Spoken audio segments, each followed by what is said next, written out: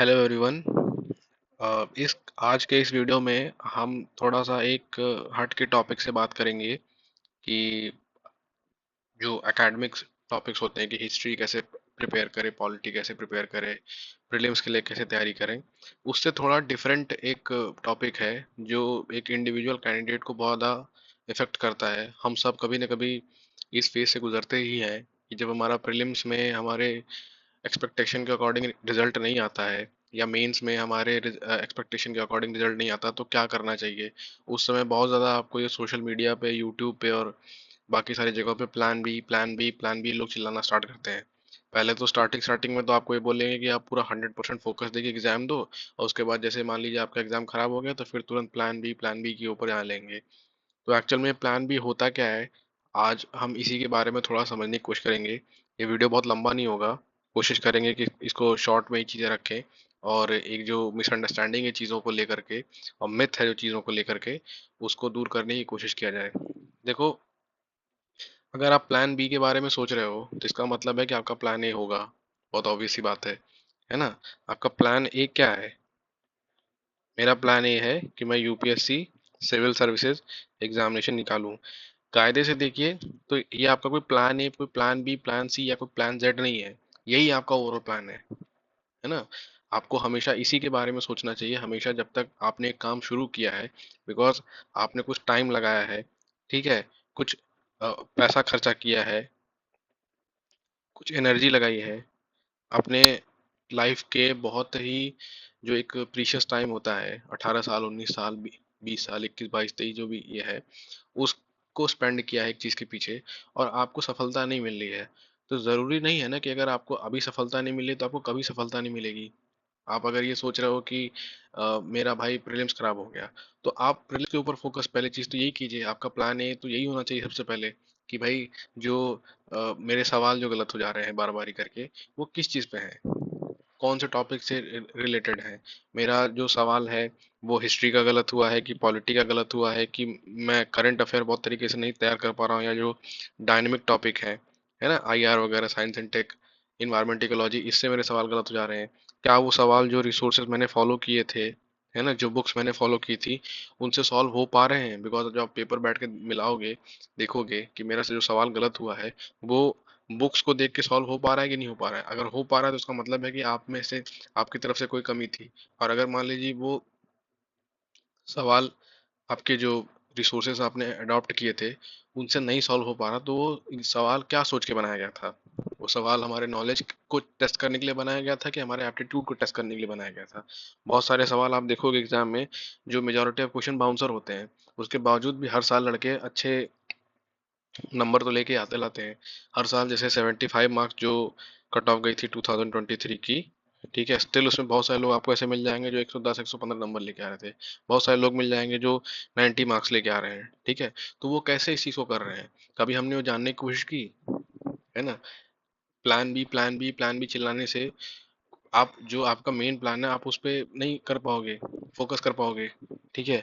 दूसरी चीज़ ये है कि प्लान बी का एक्चुअल मतलब क्या होता है, ठीक है। तो जो, देखो, जो लड़के, जो बच्चे, कैंडिडेट्स ने अपने स्कूल टाइम से, है ना, पढ़ाई लिखाई में अच्छे थे, 10th में, 12th में, ठीक है, उसके बाद फिर वो ज़्यादातर जो बच्चे पढ़ने लिखने में अच्छे होते हैं वो कभी भी आर्ट्स में तो जाते नहीं है, वो कभी भी कॉमर्स लेके जाएंगे नहीं। ज़्यादातर की मैं बात कर रहा हूँ, मैं एक्सेप्शनल केस की बात नहीं कर रहा हूँ यार। आप उससे एक हट के बोलोगे नहीं यार, आर्ट्स और कॉमर्स कोई बहुत खराब सब्जेक्ट नहीं होते, नहीं, बहुत अच्छे सब्जेक्ट होते हैं। आदमी का, व्यक्ति का अगर उसमें इंटरेस्ट हो तो वो बहुत अच्छे सब्जेक्ट होते हैं, ठीक है।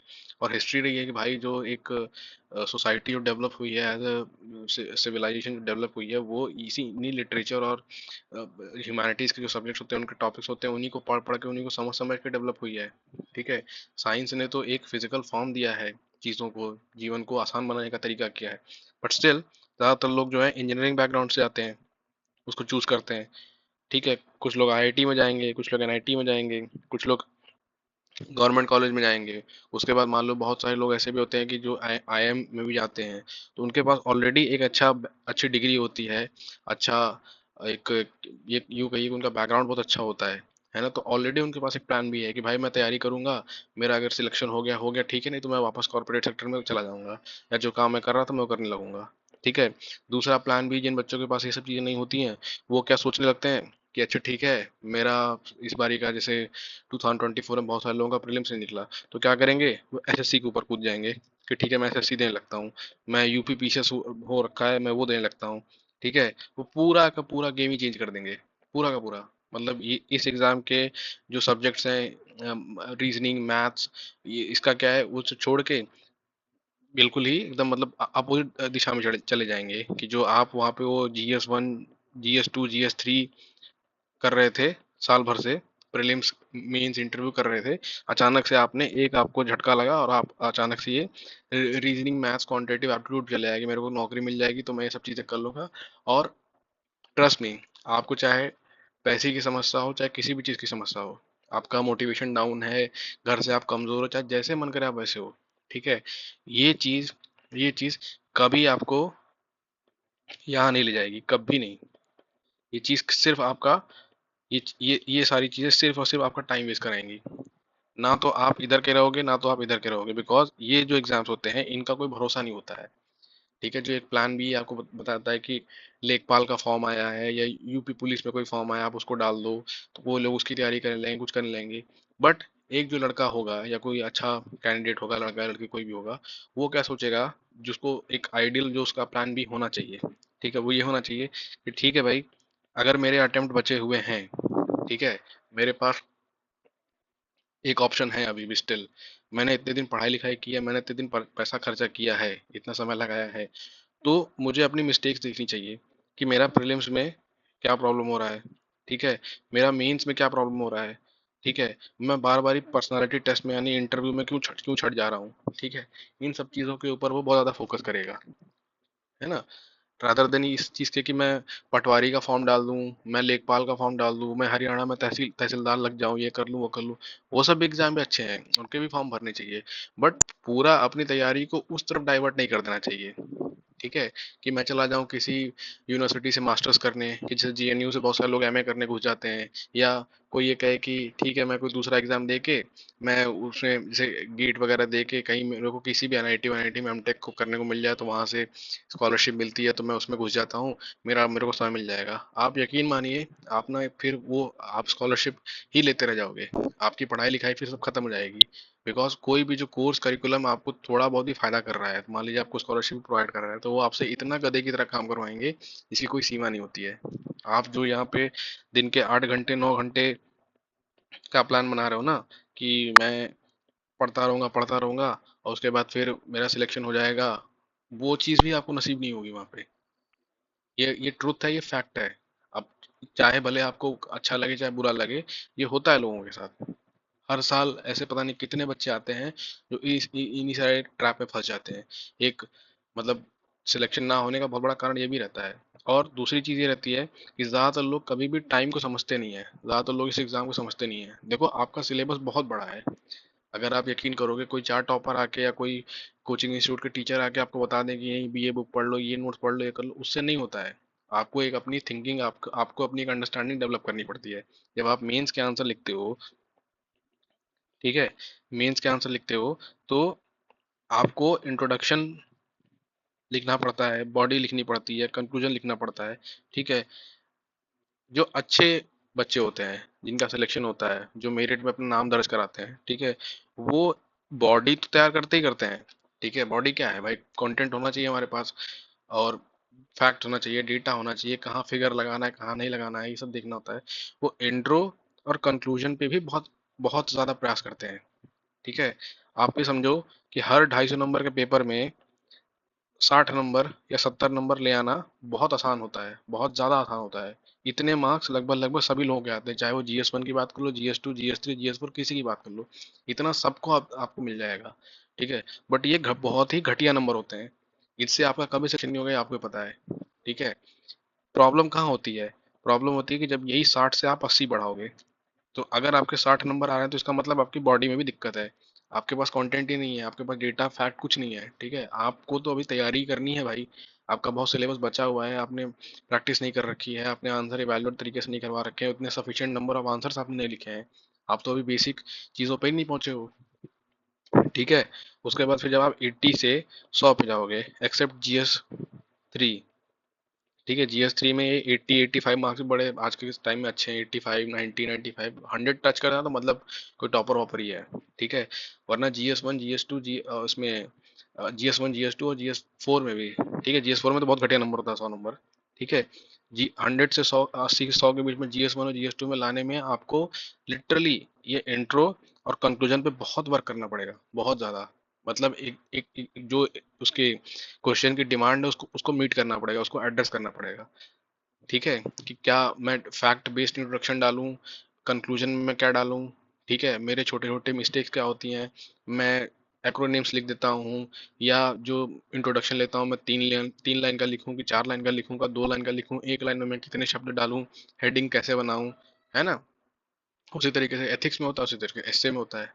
मैं मजाक नहीं कर रहा हूँ, लोगों के 3-3, 4-4 अटेम्प्ट जाते हैं, उन्होंने कभी सीरियसली मेंस की प्रिपरेशन कर की ही नहीं होती है। एक सिंगल ऐसे उन्होंने बैठ के सिंसियरिटी के साथ नहीं लिखा होता है, टाइम बाउंड मैनर में, कि वो जो 1200 वर्ड का एक ऐसे होता है 10 पेज का, वो कभी नहीं लिखते हैं, कभी नहीं। ठीक है, अब ये राम कहानी जितनी है, ये जो पूरी स्टोरी है, इसको इसके बिना तो आपका कभी सिविल सर्विस में सिलेक्शन होगा नहीं। ठीक है, आप प्रीलिम्स करते रह जाओ साल भर की, प्रीलिम्स ऐसे होता है, प्रीलिम्स वैसे होता है। ऑल्दो मैंने प्रीलिम्स के बारे में बहुत कुछ बता रखा है कि उसमें क्या क्या होता है, बट अगर आप ये सब चीज़ें नहीं कवर करोगे, ठीक है, तो आपका सिलेक्शन कैसे होगा। आप plan B, plan B, plan B, plan B चलाते रहोगे, मजबूरी आपकी आती रहेगी। अपने सामने अपने आप को, अपने दिमाग में इतना आप हर चीज़ को घुमा घुमा के इतना एग्जैजरेट कर लोगे, तो आप इन सब चीज़ों के ऊपर कोई फोकस ही नहीं कर पाओगे, है ना। देखो, असली लड़ाई जो होती है ना प्रीलिम्स में, प्रीलिम्स की तैयारी करने के लिए आपको एटलीस्ट 8 से 9 मंथ्स की रिक्वायरमेंट होती है। ठीक है, और सेफ साइड चलें तो 10 मंथ्स की एटलीस्ट रिक्वायरमेंट होती है आज के टाइम में। अब इस 10 मंथ में करना क्या होता है, पहले तो बेसिक सिलेबस अपना कवर करना होता है। अब कोई ये बोले कि भाई प्रीलिम्स के लिए 10 महीना पढ़ना पड़ता है, अरे नहीं भाई, प्रीलिम्स के लिए नहीं होता है।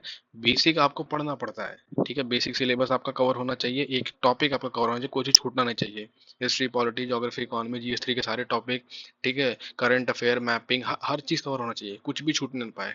ठीक है, उसके बाद फिर आप MCQs की प्रैक्टिस करते हो, तो बेसिक सिलेबस यानी जनरल रीडिंग करने में ही करीब करीब आपके 5 से 6 महीने निकल जाएंगे, अगर आप लगातार पढ़ रहे हो। जो तरीका मैंने आपको बताया था 6+1 डेज वाला, 8 आवर्स पर डे या 9 आवर्स पर डे करके। ठीक है, आप उसके बाद फिर MCQ लगाओगे, PYQ लगाओगे, या PYQ को ही MCQ मान लो, उसके फॉर्मेट में लगाओ, फिर मॉक दोगे। ऐसे करते करते आपका एक प्रीलिम्स निकलेगा। बट लोग इस चीज़ को मिस कर देते हैं कि भाई अगर आपको 8 से 9 महीने प्रीलिम्स लग रहा है ना, तो 8 से 9 महीने आपको मेंस में भी लगेंगे। ठीक है, जनरली जनरली लोग करते क्या है कि जनवरी में या फेब में तैयारी स्टार्ट करेंगे किसी साल में, और उसके बाद फिर वो फेब में फॉर्म भर के मई में एग्जाम दे देंगे, मई के एंड में प्रीलिम्स होगा। इनका फेल होना तय है, इनका 100% फेल होना तय है। सोशल मीडिया की 2 कौड़ी की बनी बनाई फैब्रिकेटेड स्टोरीज पे मत बिलीव किया कीजिए कि 3 महीने में एग्जाम निकाल दिया, 4 महीने। आप बैठ के उनको देख थोड़ी रहे हो, आप खड़े होकर उनके उनके जीवन में झांक थोड़ी रहे हो। पहली बार तो आपने उनको स्क्रीन पे देखा है, कोई कुछ भी बोल दे, है ना। जो लड़का हर साल रैंक 1 लेके आया, वही आके बोल दे कि मैंने तो कोई पढ़ाई लिखाई की ही नहीं, मैंने तो 4 टेस्ट भी नहीं लिखे, मैं तो खाली 2 महीना पढ़ा, मेरा काम हो गया। आप देख रहे हो क्या खड़े होके उसको, बताइए। आप उसको जानते हो क्या पर्सनली कि नहीं नहीं वो तो सही कह रहा है, झूठ बोल रहा है। अरे भाई, लोग स्क्रिप्ट पढ़ देते हैं, कुछ भी बोल देते हैं, उसमें क्या सच्चाई है क्या सच्चाई नहीं, नहीं पता है। अगर आप हमेशा प्लान बी चिल्लाते रहोगे कि मेरा प्लान बी ये है, मेरे को ये करना चाहिए, मेरे को एम्प्लॉयमेंट चाहिए, ये चाहिए, फलाने चाहिए, ढिमकाने चाहिए, तो ऐसा नहीं होता ना यहाँ पे। ये एग्जाम आपका फुल फोकस, फुल अटेंशन मांगता है, रिक्वायर करता है। ठीक है, या तो आप बहुत भाग्यशाली हो, आपको कोई ऐसा काम मिल जाए, या आपको 1-2 घंटे काम करने के एवज में ठीक ठाक पैसा मिल जाए। तो ऐसा कहाँ होता है, बहुत रेयर ऐसा कभी होता है। ठीक है, तो जो आप काम कर रहे हैं उसको लगातार करते रहिए, उस पर इम्प्रूव इम्प्रूव करते रहिए, और ट्रस्ट में आपका सिलेक्शन हो जाएगा। इतना बड़ी चीज नहीं होती है। प्रॉब्लम बच्चों के साथ ये होती है ना, लोगों के साथ, कि वो हर इतना बच बच के पढ़ते हैं, हर चीज तो उनको पूछना पड़ता है, हर चीज। ठीक है, जैसे अपना दिमाग गटर में फेंक के आ गए हैं, अब कोई भी चीज हो उसके ऊपर कोई फोकस ही नहीं करेंगे। मैम या सर, क्या मैं लास्ट के 10 ईयर्स के प्रीवियस ईयर क्वेश्चन लगाऊं या 20 ईयर्स के लगाऊं, अरे भाई सब लगा। मैम मैं NCERT ओल्ड वाली पढ़ूं कि पुरानी वाली पढ़ूं, भाई सब पढ़। 6 से लेकर 12 तक की जितनी NCERT दे रखी है सब पढ़, उसमें इतना सोचने वाली कौन सी बात है। जो 6 से लेकर 12 तक की NCERT में जब आप NCERT पढ़ने बैठते हो, ठीक है, तो 6, 7 या 8 की NCERT है तो बच्चों के लिए लिखी होती है। ठीक है, इसमें आप मान लो ये 6 क्लास की एनसीईआरटी 120 पेज की है, तो इसमें से करीब करीब 40 से 50 पेज तो खाली कलाकारी लिखी रहती है। ठीक है, बच्चों के लिए काम दिए रहते हैं कि आप जाके ये करो, क्लास एक्टिविटी लिखी रहेगी। ये सब चीजें थोड़ी आपको करनी होती हैं। आप एक बारी खुद ही 6, 7, 8 क्लास की एनसीईआरटी पढ़ लो, उसमें से चीजें हाईलाइट कर लो। अगर आपको ऐसा लगता है कि नहीं मेरे को इसमें बहुत सारी चीजें पहले से पता है, स्पेशली पॉलिटी वाली जो एनसीईआरटी होती है, या जो ये ह्यूमैनिटीज के सब्जेक्ट की जितनी भी होती है, वो सब है, अगर आपको पहले से पता है, उसमें या तो उसी में हाईलाइट कर लो, और या तो धीरे धीरे करके एक काम ये कर सकते हैं कि उसके नोट्स बना लीजिए। कितने होंगे भाई, एक 6 क्लास के एनसीईआरटी के नोट्स कितने होंगे, 3 या 4 पेज की मुश्किल से होंगे। इतना कॉमन सेंस तो आपके अंदर होना ही चाहिए। और अगर आपको ऐसा लग रहा है कि भाई साफ साफ मुझे दिख रहा है कि मेरी ये कमी थी, मतलब एक ऑब्जेक्टिविटी है आपके सिलेक्शन में, प्रॉब्लम आपके साथ ऐसा हो रहा है, तो आप उसको कंप्लीट करने की कोशिश करो। कि आपके पास समय की रिक्वायरमेंट कम थी, ज़्यादातर लोगों का जब प्रीलिम्स निकलता है तो उनके मेंस में ही दिक्कत पड़ती है। अभी मेंस के लिए इतना टाइम तो मिलता है नहीं, अगले साल तो और भी कम मिलेगा। तो उनका ये रहता है कि भाई हमने जो एक एक अप्रोप्रिएट टाइम होता है, या यूं कहिए कि सफिशिएंट टाइम जो होता है, वो हमने कभी लेके तैयारी की ही नहीं। हम तो हर 8 महीने में पेपर दे रहे हैं, हम तो साल भर पढ़ने के बाद भी पेपर दे रहे हैं। कोचिंग करने में ही 9 महीने चले गए, 10 महीने चले गए, उसके बाद तुरंत आके हमने एग्जाम दे दिया। तो आप ये सब चीजें समझो ना, अचानक से प्लान बी के बारे में क्यों सोच रहे हो। ठीक है, और अगर आपने सिविल सर्विसेज एग्जाम की तैयारी तरीके से कर रखी है, सब कुछ पढ़ रखा है, हिस्ट्री पॉलिटी ज्योग्राफी का तरीके से पढ़ रखा है, करंट अफेयर पढ़ रहे हो, तो आप मेरा यकीन मानो, ये जो छोटे मोटे साइड बाय साइड एग्जाम होते रहते हैं, वो भी आपके निकल जाएंगे। है ना। मेरे साथ भी ऐसे होता था। मेरा जो मेन एग्जाम है जो सर्विस में है, उसमें आने से पहले मैंने बहुत सारे एग्जाम दिए थे, धीरे धीरे करके मेरा हर जगह सिलेक्शन हुआ था। तो अगर आप हमेशा plan B plan B plan B चिल्लाते रहोगे, तो फिर आपका प्लान ए पे कोई फोकस ही नहीं रहेगा। ठीक है। उसके अलावा फिर आपकी जो अपनी पर्सनल समस्याएं हैं कि भाई मेरे पास फाइनेंसेस नहीं है, ये नहीं है, वो नहीं है, तो देखो, अगर एकदम ही समस्या खराब है कि भाई है ही नहीं, मैं मांग ही नहीं सकता, मैं किसके पास जाऊं, तब तो फिर आपको काम करना पड़ेगा। ठीक है। तब तो आपको इमीडिएट पैसों की जरूरत है, तो फिर तो उसमें प्लान बी भी आपका काम नहीं करेगा, बिकॉज वो भी तो कुछ समय मांगता है ना। ठीक है। वरना अगर आपके पास थोड़ी बहुत भी सब ऐसी रिसोर्सेज की जरूरत है, आपको कोई प्रोवाइड कर सकता है, आपके माता पिता दे सकते हैं, सब कुछ कर सकते हैं, तो आप टिके रहो भाई पिछ पे, हटो मत वहां से। 8, 9 महीना बीतने में समय थोड़ी लगता है। और अगर आपको ऐसा ऐसा लगता है कि मैं अपना रूम छोड़ के घर पे जाके पढ़ाई लिखाई कर सकता हूँ, तो बिल्कुल जाके पढ़ाई लिखाई करो। आप कोचिंग वोचिंग कर चुके हो ना, दिल्ली वैली में या कहीं और रहने की आपको जरूरत है नहीं। ऐसे भी जिस लेवल का अकेलापन हो, जिस लेवल की एंग्जाइटी वहां पे होती है माहौल के नाम पे, तो आपको नेगेटिविटी ही मिलती है। यूपीएससी आपके मुंह पे छपा रहेगा। रूम से बाहर निकलो, कोई भी ये बैनर, ये फलाने चीज, ढिमकाने चीज, हर 100 मीटर में तो 4 कोचिंग आपको मिल जाएंगी जो आपको ज्ञान देती रहेंगी। है कि नहीं। आपकी अपनी समस्याएं आपके सामने खुद की हैं, आपकी अपनी खुद की समझदारी है कि हमको क्या करना चाहिए और क्या नहीं करना चाहिए। यही सब बातें थी। और इसके बारे में आपको कुछ और पूछना होगा तो आप मुझसे कमेंट से पूछ सकते हैं। ठीक है, ये बहुत ही सब्जेक्टिव टॉपिक है। इसके बारे में एक जो थोड़ा बहुत मैंने जो चीज़ें सीखी थी मैंने वो आपको बता दी। ठीक है। Thank you.